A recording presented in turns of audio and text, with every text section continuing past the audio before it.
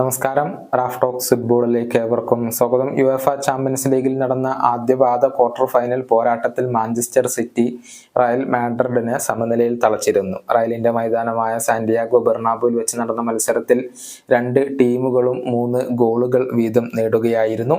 ഈ മത്സരത്തിന് ശേഷം മാഞ്ചസ്റ്റർ സിറ്റി സൂപ്പർ താരമായ റോഡ്രി പറഞ്ഞ വാക്കുകൾ ഏറെ ശ്രദ്ധിക്കപ്പെട്ടിരുന്നു. നിരന്തരം മത്സരങ്ങൾ കളിക്കുന്നത് കൊണ്ട് താൻ ക്ഷീണിതനാണെന്നും അതുകൊണ്ട് തന്നെ തനിക്ക് വിശ്രമം ആവശ്യമുണ്ട് എന്നും ആയിരുന്നു റോഡ്രി പരസ്യമായി കൊണ്ട് പറഞ്ഞിരുന്നത്.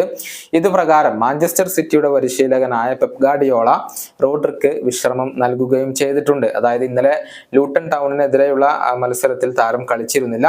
എന്നാൽ ഈ മത്സരത്തിന് ശേഷം വളരെ തമാശ രൂപേണ ചില കാര്യങ്ങൾ പെപ്പ് തന്നെ പറഞ്ഞിട്ടുണ്ട്. അതായത് റയലിനെതിരെയുള്ള മത്സരത്തിലും തനിക്ക് വിശ്രമം വേണമെന്ന് റോഡ്രി പറഞ്ഞിട്ടുണ്ടെന്നും അതുകൊണ്ട് തന്നെ താൻ അദ്ദേഹത്തെ പുറത്തിരുത്തുമെന്നുമാണ് തമാശയായിക്കൊണ്ട് പെപ്പ് പറഞ്ഞിട്ടുള്ളത്.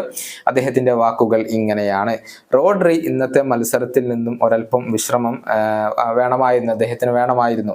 മാത്രമല്ല അടുത്ത റയൽ മാഡ്രിഡിനെതിരെയുള്ള മത്സരത്തിലും അദ്ദേഹത്തിന് വിശ്രമം വേണമെന്ന് അദ്ദേഹം എന്നോട് ആവശ്യപ്പെട്ടിട്ടുണ്ട്.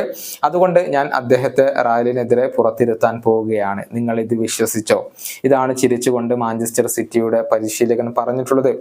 റയലിനെതിരെയുള്ള മത്സരത്തിൽ റോഡ്രി ഉണ്ടാകും എന്ന കാര്യത്തിൽ സംശയങ്ങൾ ഒന്നുമില്ല. പ്രതിരോധ നിരയിലെ ഇംഗ്ലീഷ് താരമായ ജോൺ സ്റ്റോൺസും ഇപ്പോൾ പരിക്കിൽ നിന്ന് മുക്തനായിട്ടുണ്ട്. അദ്ദേഹം ഓക്കെ ആയിട്ടുണ്ട് എന്നുള്ള കാര്യം പെപ്പ് പറഞ്ഞിട്ടുണ്ട്. കെയ്ൽ വാക്കറും നഥാൻ ഏക്കയും വിശ്രമം ആവശ്യപ്പെട്ടത് പ്രകാരമാണ് വിശ്രമം നൽകിയതെന്നും ഈ പരിശീലകൻ കൂട്ടിച്ചേർത്തിട്ടുണ്ട്. ഈ വീഡിയോയുടെ അവസാനിപ്പിക്കുന്നു. മറ്റൊരു വീണ്ടും കാണാം.